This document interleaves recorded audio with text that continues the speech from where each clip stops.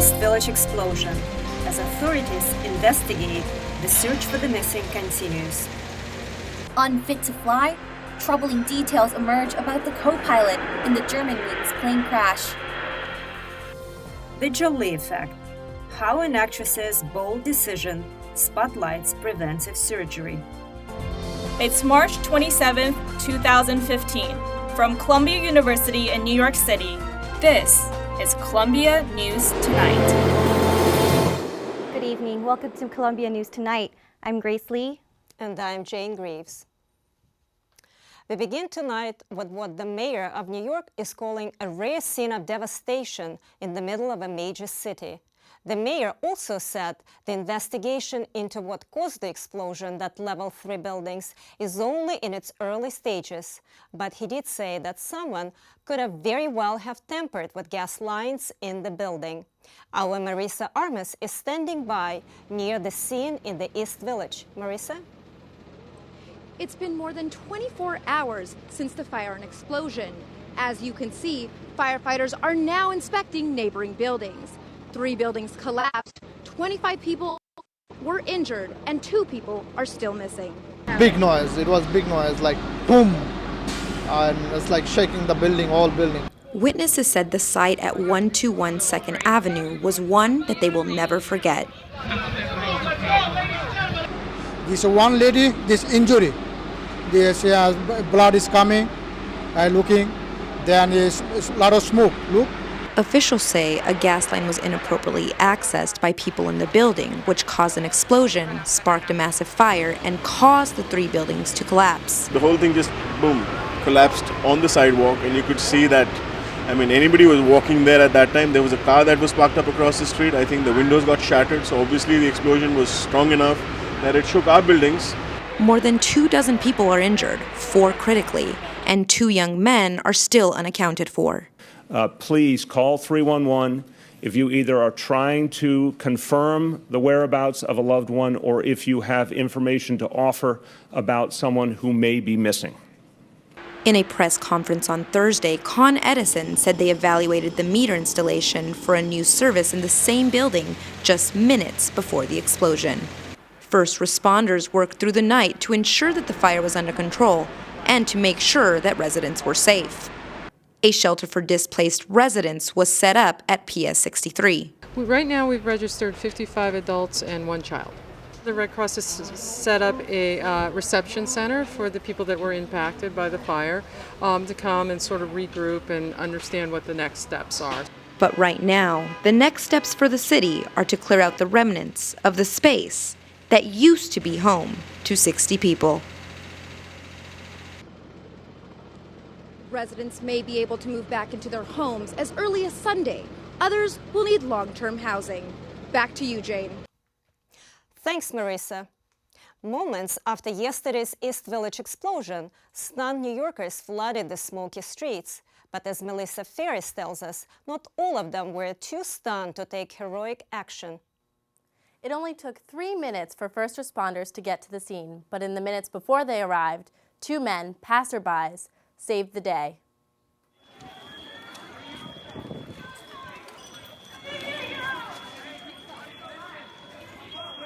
This amateur video shows the first hero, dressed in a black sweatshirt, escorting a panicked young woman down the fire escape.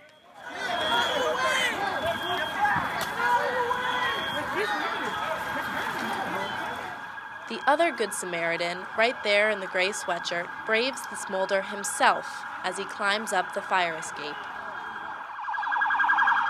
Sirens sound loudly as the trucks arrive at the scene, but they don't take over just yet.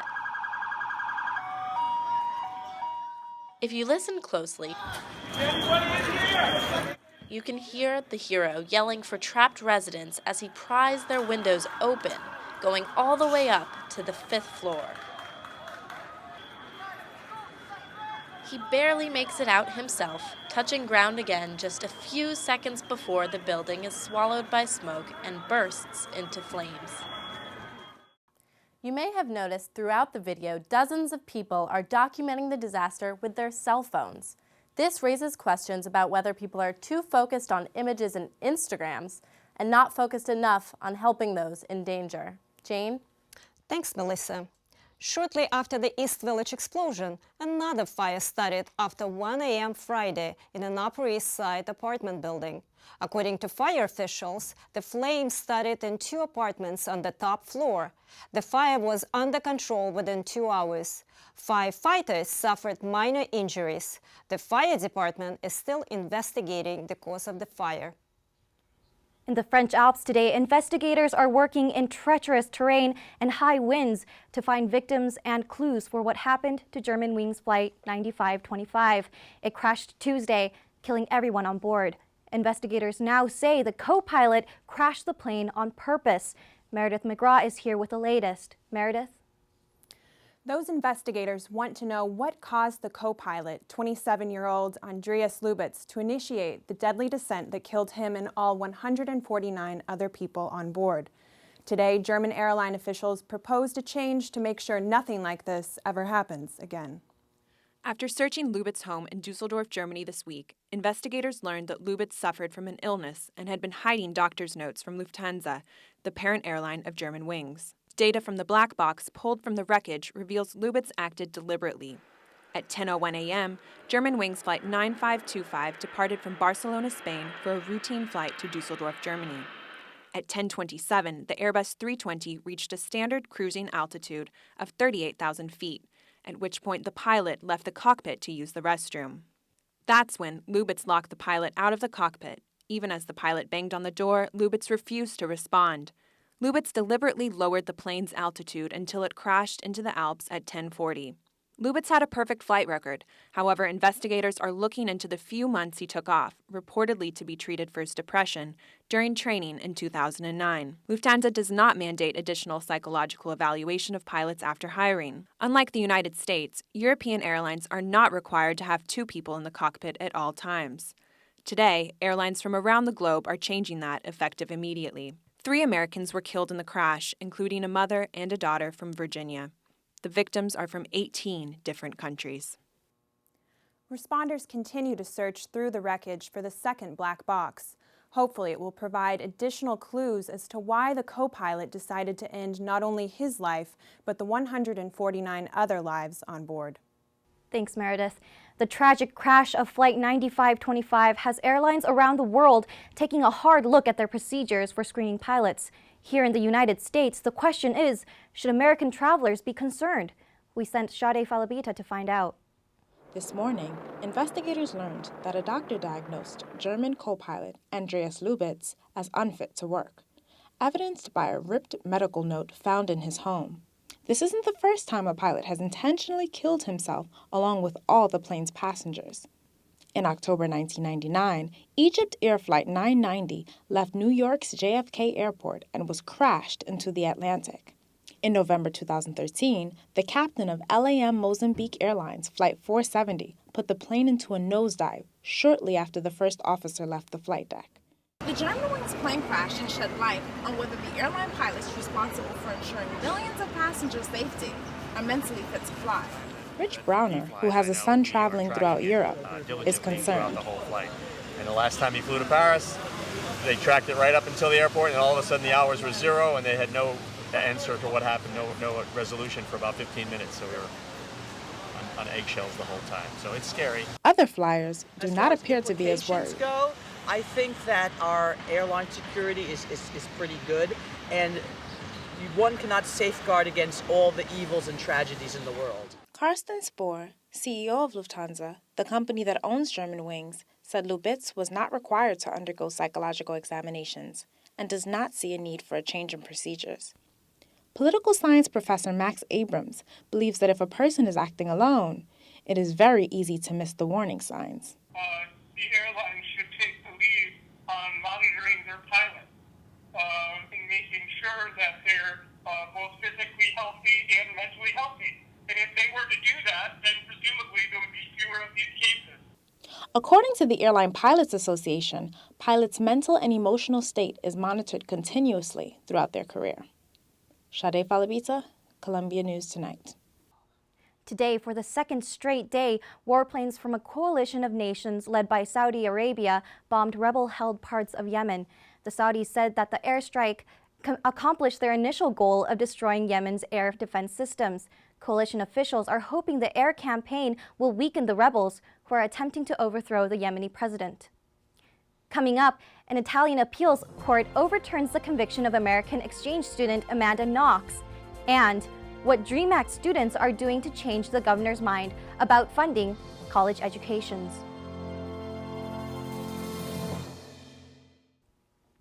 In Italy, the country's highest court has exonerated American exchange student Amanda Knox over the 2007 murder of her roommate, British student Meredith Kircher.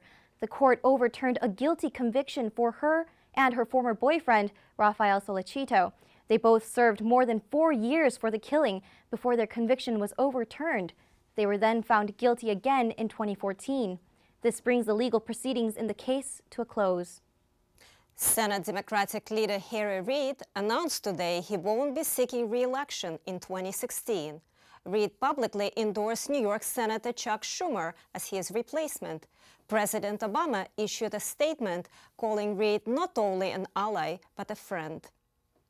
Undocumented students in New York are on hunger strike. They are upset with Governor Cuomo, who says he'll remove the DREAM Act from the New York state budget. Our reporter Justin Morton spoke with some of those students who worry whether they can stay in school.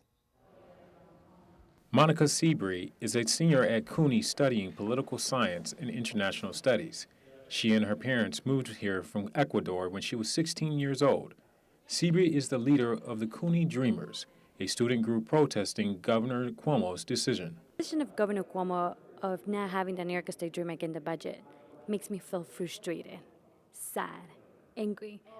This is why we're here. The DREAM Act allows undocumented students, like Monica, to apply for state financial aid, making it easier to go to college and get jobs after graduation. While the DREAM Act remains in jeopardy, Monica is on a hunger strike and has not eaten since Tuesday. I can definitely say that I'm feeling very, very weak. I'm not jumping or I'm not yelling like I was yesterday. But Seabury is determined to continue to starve for the cause. We want to send a very clear message, and that is that we're willing to give our lives to make sure that we get an education. The Office of the State Comptroller estimates that the cost of extending public tax dollars to undocumented students at public New York State colleges will be less than $20 million in the current school year, based on the actual enrollment, which is less than 2% of the Tuition Assistance Program fund. Opposed to the DREAM Act.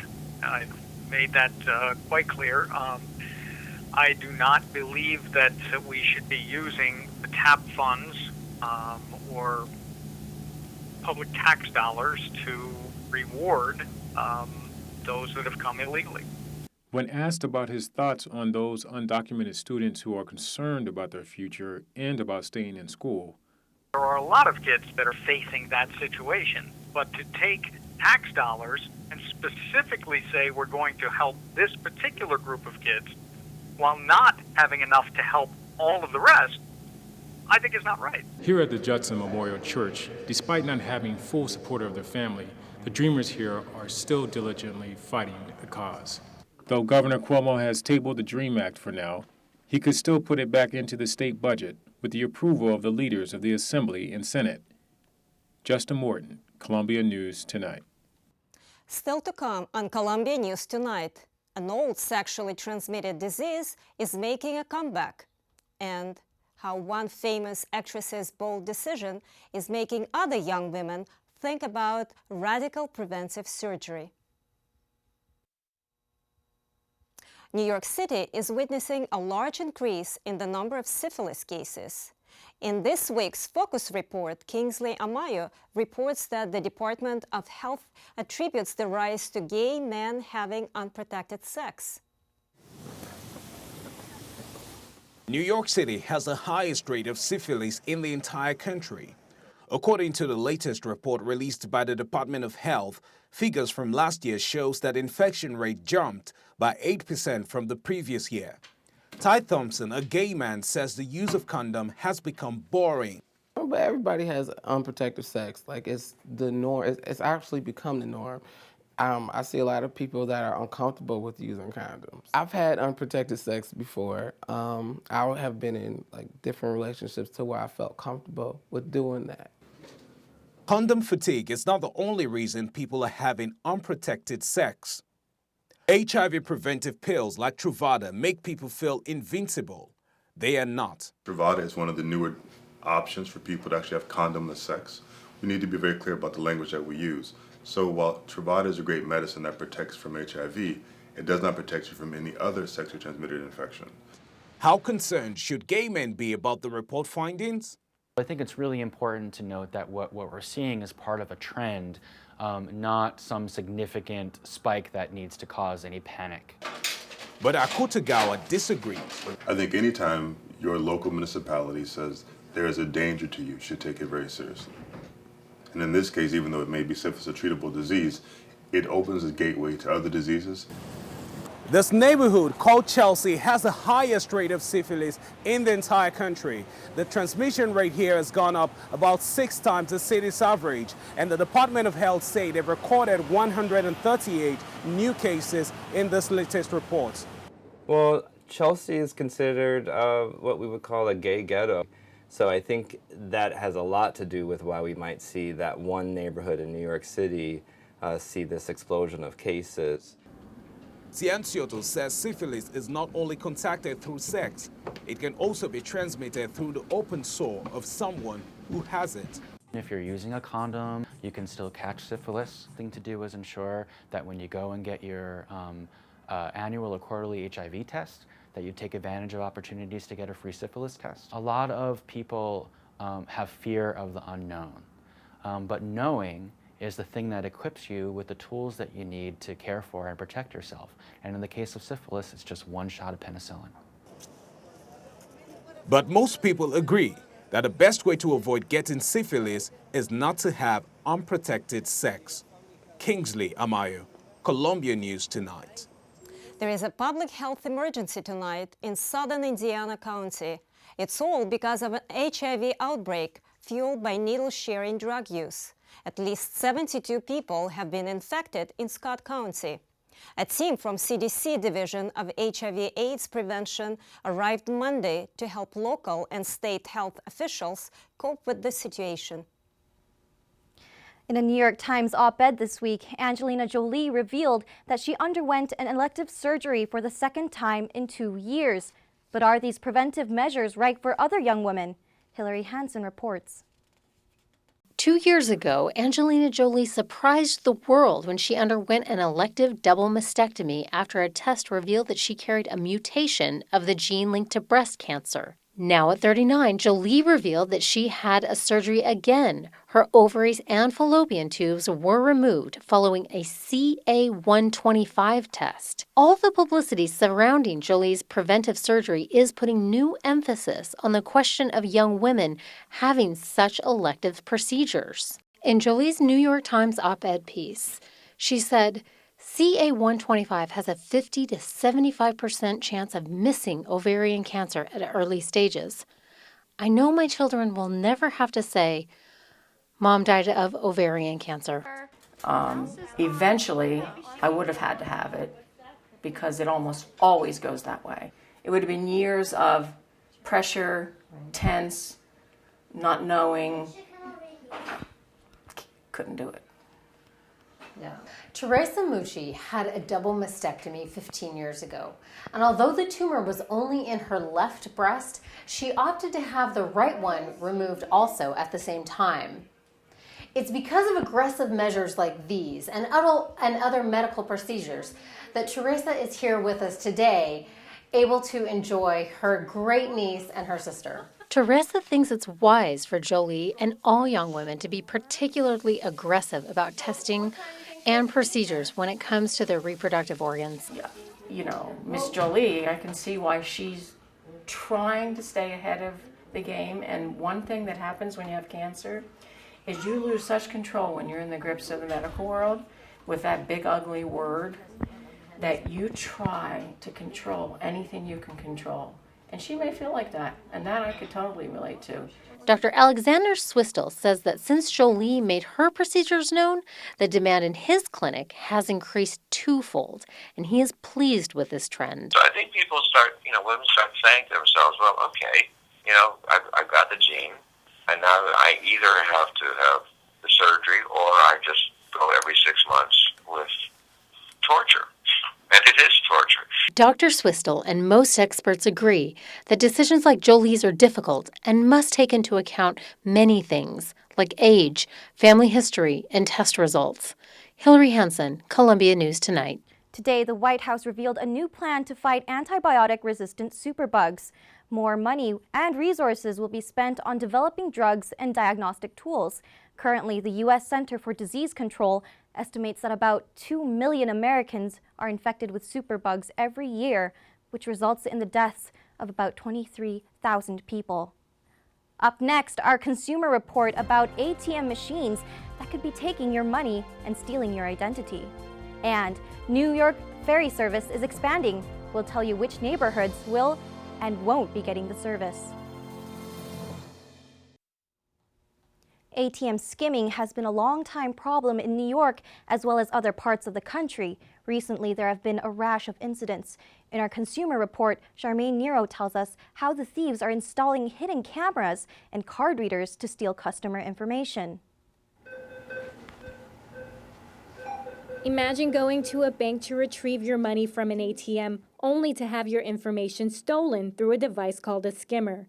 Once thieves have that information, they sell it to others who use it to withdraw money from your account and in a wide variety of scams. A study by the Federal Reserve System shows that thieves stole over $1.7 billion in ATM fraud in 2012. The average fraudulent ATM withdrawal was $217. Though capable of stealing billions, these devices are surprisingly simple, according to digital security experts. It's probably not very complicated. There are a fairly small number of standardized components that are doing the reading. All you have to do is tap into those. I've never actually built one, but it doesn't look to be that hard. Skimming devices can be installed virtually anywhere.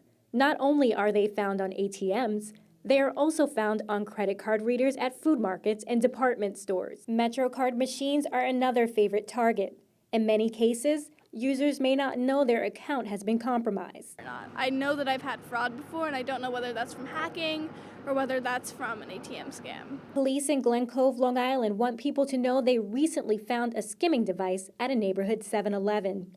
They issued a statement on their Facebook page warning people to check their credit for any unusual activity. Immediately notify your bank or credit card provider if you notice any suspicious activity. Experts say that you should do these 3 things before using an ATM machine. First, you're going to check the keypad to make sure it hasn't been tampered. Next, you're going to check for a hidden camera to make sure there's no device that can see your information. Then you're going to check the credit card slot. Just make sure that you can't pull it off. Eric Medina says he tries to avoid ATMs in secluded places. People try to exploit those areas because they are less safe and less guarded. Tim Douglas's idea is to avoid places just like the Glen Cove 7-Eleven. It's more like the little pizza shop ATMs that I worry about stuff getting stolen. If you find fraudulent transactions on your bank statement, just as Eric Medina did, it is good to know your bank's policy. I've got a great bank, and I called them up and told them that it wasn't me, and they did an investigation and refunded my money in the meantime, and then let me know that it was taken care of and everything was fine. While police and banks increase security to protect consumers, thieves are working too. They are constantly inventing new ways to get around security measures. For now, the best bet is to check the ATM before using it. When in doubt, visit the teller. Jane?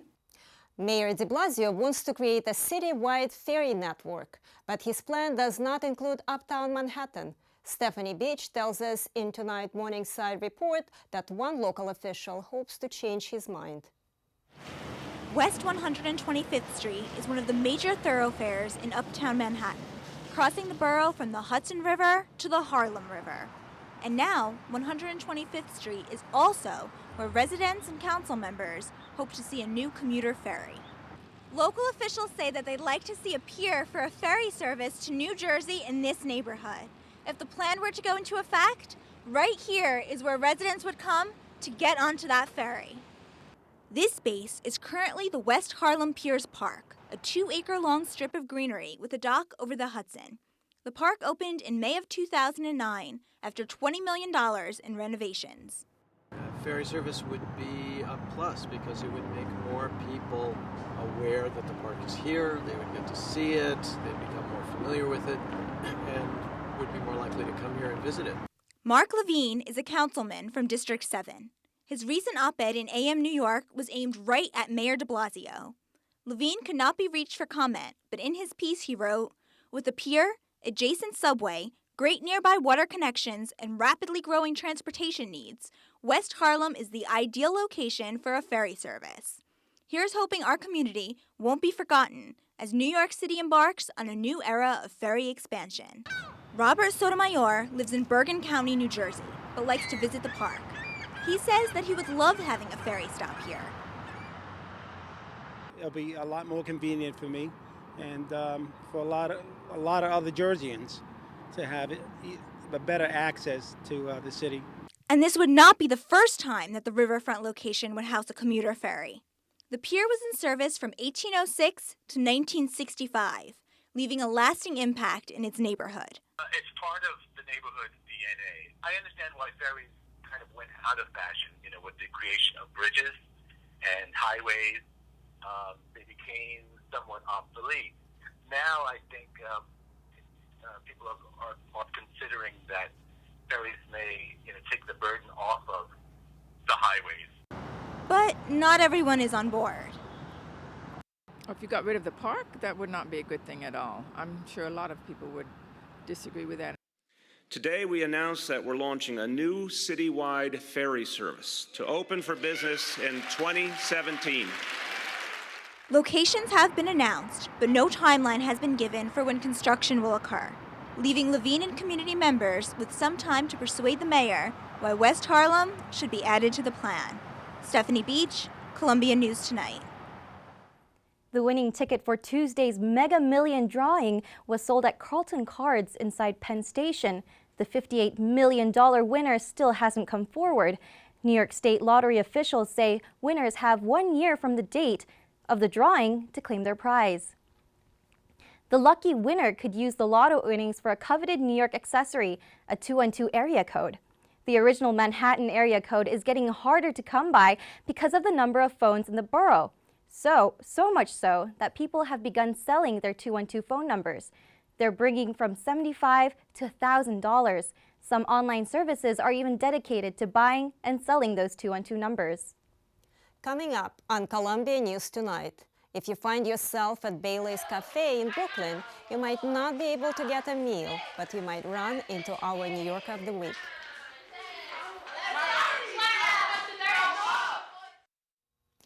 NASA astronaut Scott Kelly blasts off today for the International Space Station. He is embarking on a year-long space mission that's a record for the station.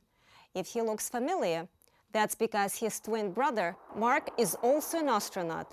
The two are part of a twin study, a rare chance to compare the changes in two people with the identical DNA in different environments. For the last 28 years, our New York of the Week has been making a difference in the lives of children in Bed-Stuy, Brooklyn. She's been doing it in schools and other spaces. Now her cultural and educational organization, Bailey's Cafe, is finally getting its own home. Andrew Johnson has the story. Stephanie Siegel has waited over a decade to find a place for Bailey's Cafe, where she enrolls 100 students per year. Soon, she will get that chance at the grand opening of her new space. It happens to all of us. We get stuck in a box sometimes, and it takes something extra to push us beyond our fear of stepping out of that box. Starting on April 25th, this room here at the new home of Bailey's Cafe will be a center of theater, dance, and art.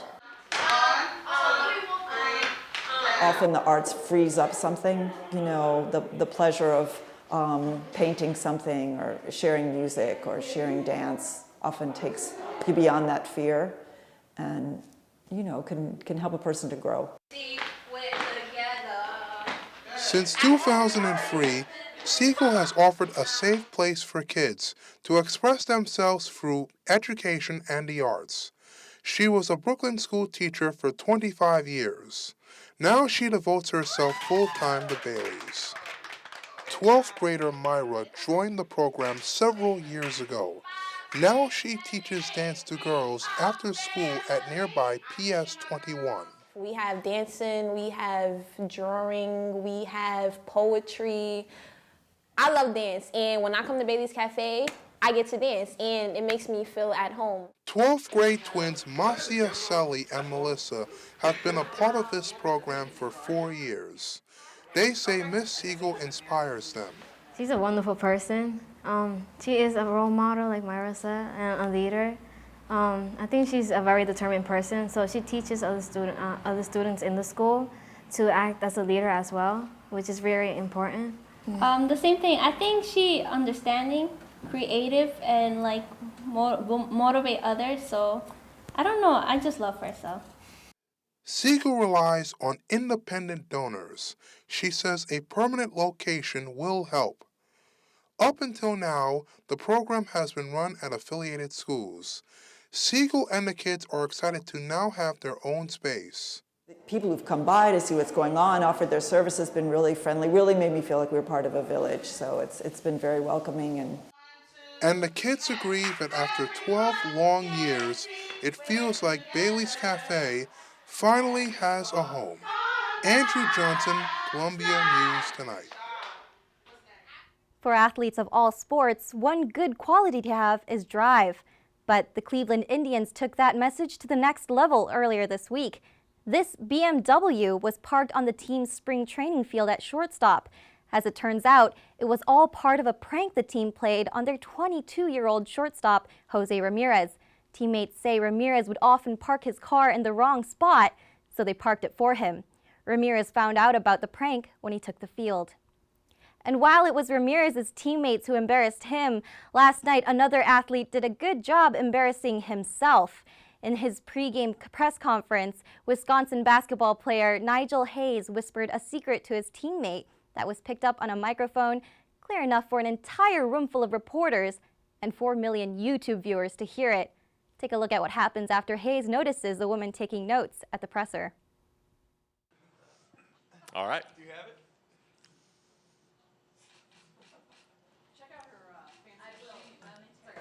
Okay. Gosh, she's beautiful. Did you hear that? All right, so we'll open it up to questions. A lesson we in the news business have to learn: be careful what you say around a microphone. That's Columbia News for this week. I'm Grace Lee. And I'm Jane Greaves. Thanks for joining us.